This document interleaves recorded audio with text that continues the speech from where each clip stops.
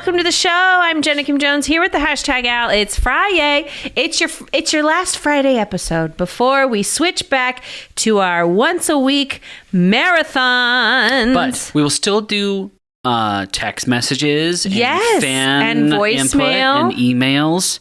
Yeah. So don't stop giving us topics. No. We still want to hear from you. We want all the same kind of content. These recent emails and voicemails and text messages, they've been good. Yeah, you guys are bringing the heat. You're bringing the heat. We're going to bring the heat with these long episodes, and the video will be on Patreon. That's right. We're still doing video. It'll be available on Patreon. So thank you, everybody who's supporting us there. And if you get a chance to support the show, go to storagechef.com. Oh, yeah. You're looking for a way to help us out? storagechef.com and start collecting food storage for yourself. Prepare. Yes, their whole model is sending you a little bit each month. Mm-hmm. So when you think of trying to have like a 3-month supply of food, 6-month, 9-month, 12-month, whatever it is, it seems feels daunting, very overwhelming, impossible, right, and unattainable. Right. But storagechef.com, they've brought a really affordable model. It shows up. They give you a mixture of really great food with a bunch of servings, and you can choose if you want the different levels of servings for the different prices. Yep. It's really an awesome service. It's like a subscription food storage. So use the promo code CoupleFriends when you check out on their website, and it'll give you 20% off your order every single time. month. Yeah, every single time. So and every month you reorder, you support the show. Right. So it helps us out a ton. And it helps your family out, or you out, or whoever. Yeah, it gives you the stability. Also, the food is good. It is. Yeah. So check it out, storagechef.com. Storage Chef. Use the promo code CoupleFriends. Amazing. Well, it's Friday, and it's time for text messages, I think. Yes. I've got a couple. There's some fast ones we got to clean up here. Okay, let's do some. Jason from South Jordan, Utah. Ooh. He texted us a picture of bulk Chick-fil-A sauce at Walmart. Heck yeah. Telling us there's no shortage in South Jordan, Okay, Utah. well, in South Jordan. So they're doing just fine there. And he said, however, there's no shortage of calories. Because it's so bad for you. No. You never look at the calorie count of Chick-fil-A sauce. You never measure it out because you're like 2 tablespoons. It's nothing. It's not enough. One little packet. Yeah. I mean, if I don't even dare say it out loud, Chick-fil-A sauce is not good for you. Exactly. But it tastes good for you. And then Leslie, she just tweeted us that lobster and ribs used to be peasant food. I don't know what episode that was from, but Leslie texted this to us. Yeah, just out of the blue. Lobster and ribs used to be peasant food, which only goes along with our theory. Maybe we were talking about this, that all cuisine right now that is like a delicacy has its roots in peasant food. Totally. I think that for everything. The po' boy. That sandwich was what literally meant poor boy. Like when someone would come in, like I think they did it like in the 20s or 30s, the Depression, they'd say, hey, get that guy a po' boy. Like they named the sandwich after these poor people. Right. That would come in, they didn't have any money. Most of Korean food started from like, we don't have any food. Right. We have had just hard times after hard times. We didn't want to waste our vegetables, so they fermented. Right. And now kimchi is everything. Trendy is trendy. I know. Yeah. Yeah. I think that's the same thing for like a lot of the soups and all that stuff. Because you just like mix stuff together because it's what they have left over. You're just trying to figure out what. I know. Yeah. It is true. I agree. It's all out of survival. It really is. And now it's like the delicacy. So anyway. I know. Lobsters are disgusting looking. Okay. They're and don't they say they're just like the garbage of the sea, basically? They might be. I don't know. I don't know. But they've been around, 100 million years? Whatever. Yes, it's crazy. So, who knows? I love that. And then Emily from Virginia said, hey, Jenna and Al, I listened to your Wednesday podcast. This was from a couple weeks ago. Okay. One thing that they didn't eat back in the day, but we eat a lot of now, is mac and cheese and tomatoes. Ooh. Thomas Jefferson was a revolutionary, and when he came back from France, he said both of those things were delicious and ate them on the Congress floor, but everyone was convinced they were poisonous, especially mac and cheese. if not for TJ, Thomas Jefferson, you wouldn't even have the whole fork spoon debate. Oh, well, founding father. I have not fact-checked this text. Thomas Jefferson. I'm Googling it right now. Oh my goodness, there it is. Did he eat mac and cheese? Yeah, there's like... And tomatoes? Cabinet meetings. And he's just like, boom, boom, boom, just maxing out mac and cheese. Okay, here it is. He's like, yeah, Continental Army, go on. Jefferson,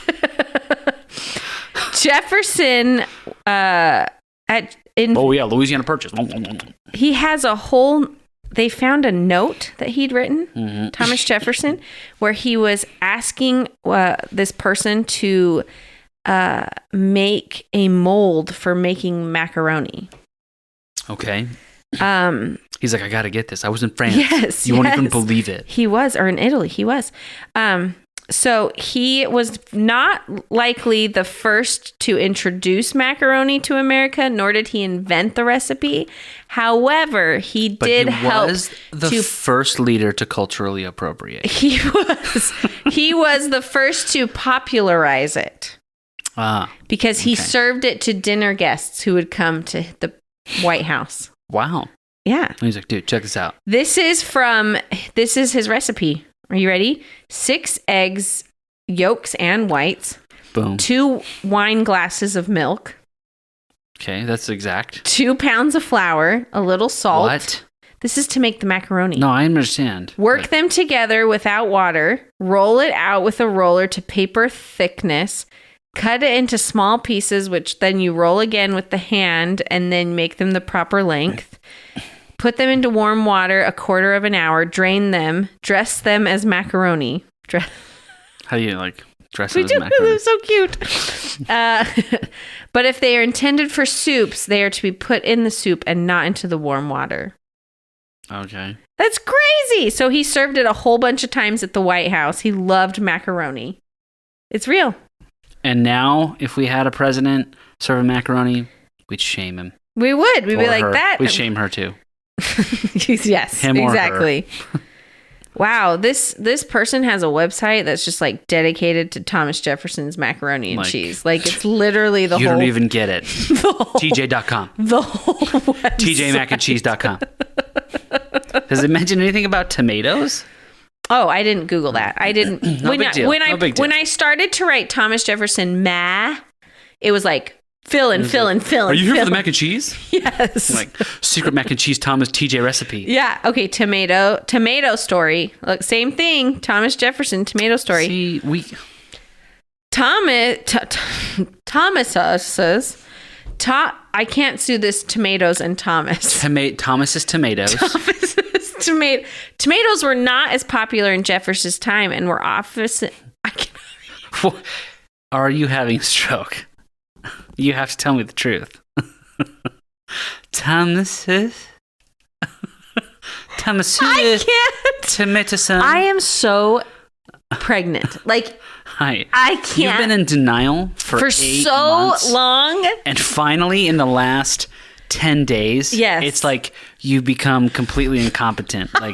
I have stumbling over things. I cannot remember where anything is. I have no balance. I'm so tired. It's because I'm starting to you swell. Worked so hard for so many months to be I am not pregnant. Pregnant doesn't have me. I have pregnant. It's true. And, it's true. And pregnant has got you now. It's biting me in the booty. It's taking a toll. And all of your resources are being put into this child. I know. Everything is right now. And he's of a jerk. He is kind of a jerk. He's real punchy and kicky. Oh my goodness. And he bulldozy. He fights everybody who tries to touch.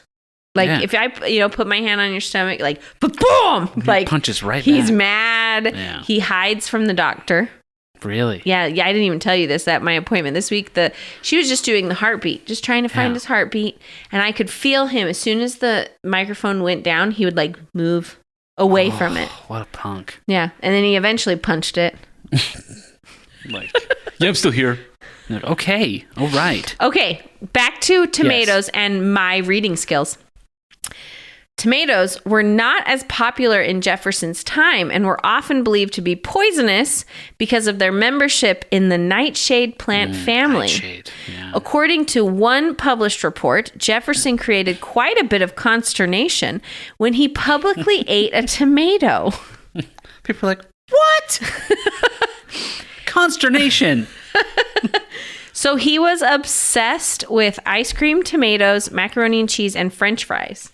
Sounds like a true American to me. He popularized all of those. I mean, he basically made French fries and ketchup. Yeah, right. Ice cream and mac and cheese. Yeah. Like, that is what's the American more diet American? right there. Well, the list just needs apple pie, and you'd be like, boom. Boom. Wow, that is crazy. That is actually really... Emily from Virginia. I know. I can't believe that. Knocking it out of the park. Love it. Maybe that's her website. Because wasn't he like from Virginia?